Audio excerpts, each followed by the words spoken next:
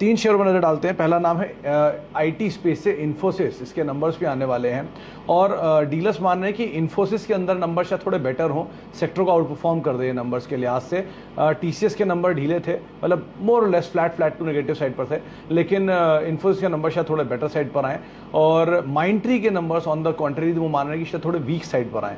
तो एक यहाँ पर जो पेयर ट्रेड की बातचीत हो रही है कि आप माइंडट्री को आप अवॉइड कर सकते हैं और इन्फोसिस को आप देख सकते हैं। माइंडट्री में हालांकि जो एनालिस्ट है वो भी यही मान रहे हैं, जो भी थोड़ी पहले पोल बताया था उसमें भी कि मोर लेस फ्लैटिश साइड पे नंबर आएंगे, लेकिन डीलर्स मान रहे हैं कि शायद थोड़ा फ्लैट से भी नीचे की तरफ नंबर आते हुए दिखाई पड़े, आप ध्यान रखें इस पर। अच्छा, दूसरा नाम है गोदरेज प्रॉपर्टीज का। इसमें भसीन साहब काफ़ी समय से बुलिश भी रहे हैं, लेकिन यहाँ पर ब्रोकर्स एक अच्छे मूव की उम्मीद लगा रहे हैं पूरे सेक्टर में। उनको लगता है कि शायद रियल एस्टेट बज़ आगे भी करेगा।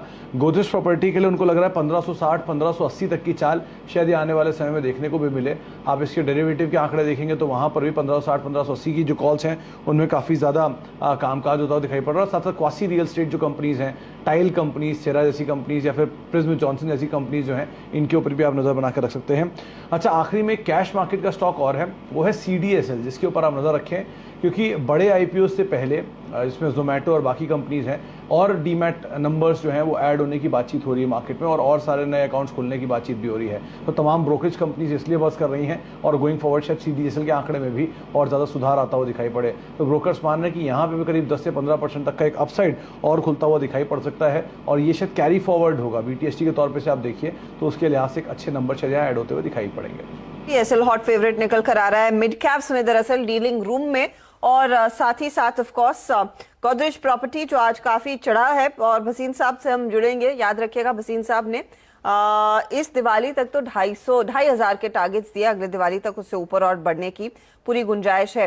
लेकिन ये इन्फोसिस खरीदे, माइंडट्री से दूर रहे या फिर शॉर्ट करे वाला जो ट्रेड है उसको फंडामेंटली एक बार परख लेते हैं।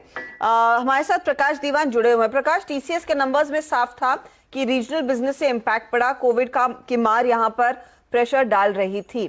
अब TCS का APAC इंडिया में एक्सपोजर है, शायद इन्फोसिस, विप्रो जैसी दूसरी कंपनियों का नहीं। तो क्या इस समय फिर से अब पासा in the favour of Infosys पलटता हुआ दिखाई देगा? आपकी क्या उम्मीदें हैं Q1 के नंबर से? क्या ये बेटर कर पाएंगे TCS के परफॉर्मेंस को?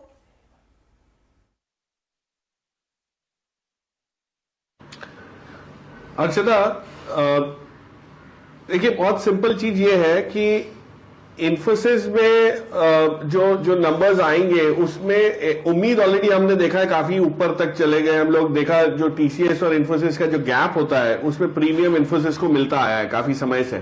अब इन्फोसिस के नेचर ऑफ बिजनेस में अगर कोई आपको इंप्रूवमेंट दिखता है इस पर्टिकुलर तिमाही में, और मेरी उम्मीद ये है कि शायद TCS की जो ग्रोथ आई है उससे अच्छी आने की उम्मीद इसमें इसलिए है कि इनके जो वर्टिकल्स जो पहले से इंप्रूव थे, वो पिछले 2 तिमाही में एक ट्रेंड आपको जो दिखा कि BFSI के अलावा बाकी के वर्टिकल्स का कंट्रीब्यूशन जो आने लगा है, हेल्थ केयर का, जो लाइफ साइंसेज का जो बोलते हैं या इंजीनियरिंग साइड का, वो शायद TCS से ज्यादा है। और नॉर्मली देखा गया है कि इन्फोसिस को क्रॉस करेंसी हेडविंड्स का जो मार है वो कम पड़ता है। आशीष ने कई बार ये चीज समझाई है कि TCS थोड़ा सा डिवर्सिफाइड ज्यादा है, उसकी वजह से रहता है, वेयर इन्फोसिस की रेवेन्यू कई पॉकेट से आती है। लेकिन उससे भी उमदा जो मुझे सरप्राइज, जहां पे उम्मीद पॉजिटिव सरप्राइज आने की है, वो है विप्रो के नंबर्स में।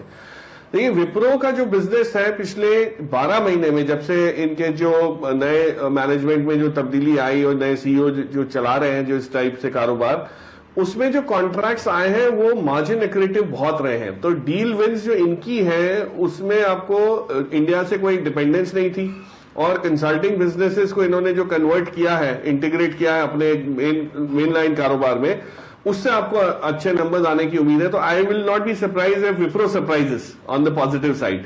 तो अगर इन्फोसिस और विप्रो में कोई चीज का चयन करना है तो इन्फोसिस चूंकि ऑलरेडी बढ़ चुका है, वहां पे थोड़ी सी अपसाइड लिमिटेड हो सकती है, लेकिन विप्रो में आपको ये चाल अच्छी खासी रिजल्ट्स के बलबूते आ सकती है। और अगर रिजल्ट्स नहीं भी कोई खास आते तो लॉन्ग टर्म बिजनेसेस तो है ही है अच्छे सारे, और री रेटिंग इनकी जो है वो जारी रहेगी।